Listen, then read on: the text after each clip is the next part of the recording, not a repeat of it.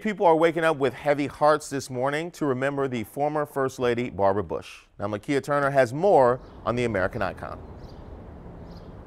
Hey, good morning to you, Reese. It's a sad morning for the nation this morning. A lot of people just remembering the life and legacy of former First Lady Barbara Bush, her son, former President George W. Bush, calling his mother a fabulous woman who brought love and literacy to millions. This morning, her legacy lives on. Speaking of glamour, I want you all to look at me very carefully. She was the wife of the 41st President George H.W. Bush and mother of the nation's 43rd. America knew her as the matriarch of a political dynasty, but Barbara Bush's ultimate legacy was literacy. As First Lady, she launched a campaign that helped people learn how to read. If more people could read, write, and comprehend, we would be that much closer to solving so many of the problems that plague our nation. Mrs. Bush was 16 when she met George Herbert Walker Bush during Christmas break. She left college to marry Mr. Bush after he returned home a hero from World War II. She had 6 children and lost a daughter to leukemia at the age of 3.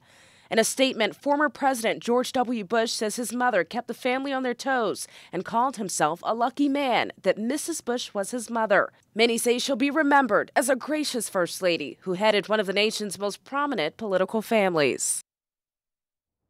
And you know something so beautiful about her life, Mrs. Bush was married to Mr. Bush for 72 years. Of course, the family says he's heartbroken, but he remains strong and stoic.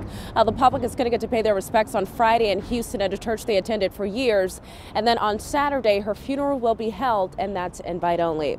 Live near the White House, Makia Turner, Get Up DC. All right, thanks a lot, Makia. Coming up at 6:30, Matt Gregory will tell us about local honors for the former First Lady. For what's happening today, let's go to somebody else been married for 72 years, Jan Jeffco.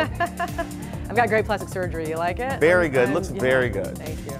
Well, Barbara Bush is going to be laid to rest by the end of this week. On Friday, she will lie in repose at St. Martin's Episcopal Church in Houston.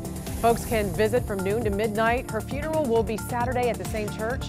Barbara, George H.W. and their kids have been members of that church since the early 1950s. And on the same day of the funeral, the White House has ordered all flags to be flown at half-staff in her honor. If you want to carry on her legacy, you can donate to her memorial fund. All of that money goes to teaching families how to read. She was a big advocate of literacy. And for links to that and more on her life, you can head on over to WUSA9.com.